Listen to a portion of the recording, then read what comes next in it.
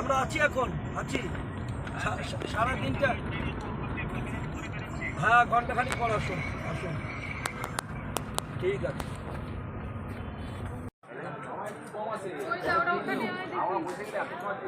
तक का इसमें कर सकते हैं, जिसमें सब्सिडी जो है आपके 100 बकरी को कर रहे हैं तो around that is maximum 10 lakh की सब्सिडी आपको अवेलेबल है। सेकंड 200 का कर रहे हैं तो 20 लाख की सब्सिडी अवेलेबल है।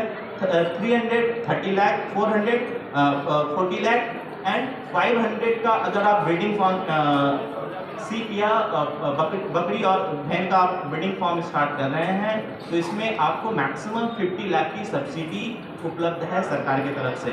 और ये सारी सब्सिडी मैंने जैसे ही कहा ये 2 चरणों में आपको दी जाती है। फर्स्ट 50% ऑफ द जो आपका अप्रूव सब्सिडी होता है उसका 50% आपको फर्स्ट ड्यूरिंग द प्रोजेक्ट आपको मिलता है और 50% at the end of the project. Means आपका प्रोजेक्ट जब कंप्लीट हो जाता है और ऐसा ये कंफर्म करता है कि आपका प्रोजेक्ट कंप्लीट हो गया है तो रिमेनिंग सब्सिडी आपके अकाउंट में ट्रांसफ़र की जाती है। तो इसमें बेसिकली आपके जो भी सीप और गोट का आप लेते हैं तो जो लोकल हाई वैरायटी आपका सीप है उसको ब्रीड करने के लिए दिया जा रहा है ताकि आप लोकली बड़े यूनिट के साइज के फार्म इस्टेब्लिश कर सकें।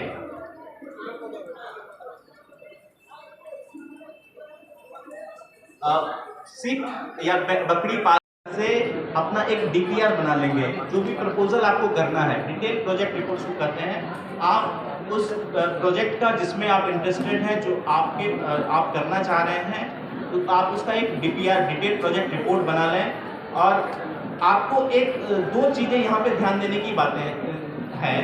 एक आपके पास में या आप खुद एक्सपर्ट या ट्रेनिंग आपने लिया हुआ हो। अगर आप खुद ट्रेनिंग नहीं लिए हैं तो आपके यहाँ पे कोई ऐसा पर्सन एम्प्लॉयड हो जिसने उस एक्टिविटी के लिए ट्रेनिंग लिया है। Training means sufficient training. अगर सफिशिएंट ट्रेनिंग सर्टिफिकेट की रिक्वायरमेंट होती है, चाहे वो प्राइवेट फर्म से हो या फिर गवर्नमेंट फर्म से हो या किसी इंस्टीट्यूशन जो कहीं से भी उसने कुछ समय के लिए 2 दिन 3 दिन सफिशिएंट पीरियड के लिए बेसिकली हम करते हैं, उसका ट्रेनिंग सर्टिफिकेट उस व्यक्ति के पास होना चाहिए। आइदर जो अप्लाई कर रहे हैं उनके पास में या फिर उनके यहाँ कोई ऐसा बंदा जो आप एम्प्लॉय कर लें उनके पास ये सर्टिफिकेट होना चाहिए जो उस प्रोजेक्ट में आपको हेल्प करेंगे। तो ये 2 चीज़ें आपको ज़रूरी हैं बिफोर अप्लाई करने से पहले। और रिमेनिंग KYC जो आपका है वो सारा चीज़ लगता है। तो ये हमारा पोर्टल है nlm.udyamimitra.in। यहाँ पे हमारे पास ऑप्शन है लॉगिन करने का, लॉगिन एज अ एंटरप्रेन्योर। आप जब लॉगिन करेंगे तो आपको वहाँ पे मोबाइल नंबर आपका मांगेगा जिस पे एक OTP आता है और OTP आप दर्ज करेंगे तो वहाँ पे आपका पेज ओपन हो जाता है। आप अप्लाई करने के लिए जितने सारे डॉक्यूमेंट हैं जो हमने अभी आपको बताए कि DPR, एक ट्रेनिंग सर्टिफिकेट, इसके अलावा KYC डॉक्यूमेंट, बैंक के आपका cancel cheque plus other bank account details, ये सारा चीज़ आपको वहाँ लगेगा।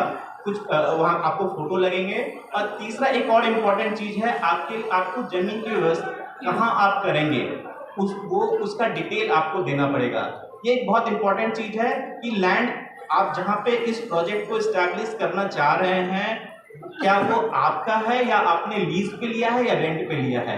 आइदर तीनों में से किसी का एक आपको डॉक्यूमेंट प्रूफ आपको सबमिट करना पड़ेगा, चाहे वो लीज के फॉर्म में हो। लीज बेसिकली मिनिमम हम लोग कहते हैं 3 साल का आपका लीज होना चाहिए।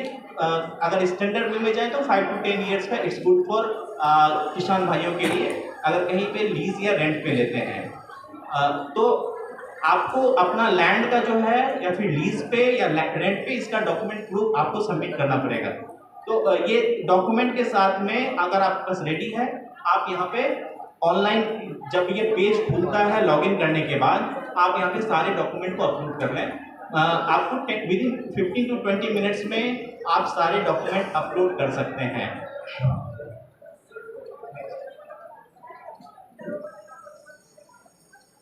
डॉक्यूमेंट अपलोड करने के बाद आपको एक एप्लीकेशन नंबर वहां पे जनरेट होता है जो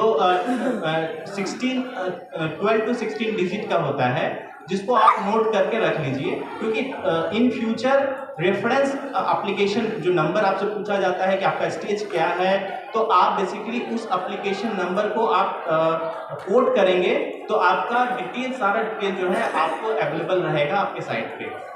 और आप जब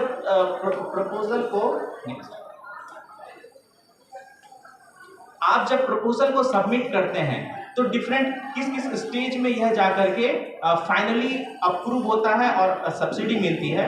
इसमें यह दिया हुआ है कि आप एज ए एप्लीकेंट अगर मैंने अप्लाई किया है साइट पे, आज मैंने अप्लाई किया, तो इमीडिएटली यह आपके स्टेट के SIA, स्टेट इम्प्लीमेंट एजेंसी, जिसका डिटेल्स आप इसी साइट पे कॉन्टैक्ट अस वर्क में जाएंगे तो आपको आपके स्टेट का, वेस्ट बंगाल का अगर मैं बात करूं तो आपको primary nodal person plus secondary nodal person का डिटेल आपको मिल जाएगा।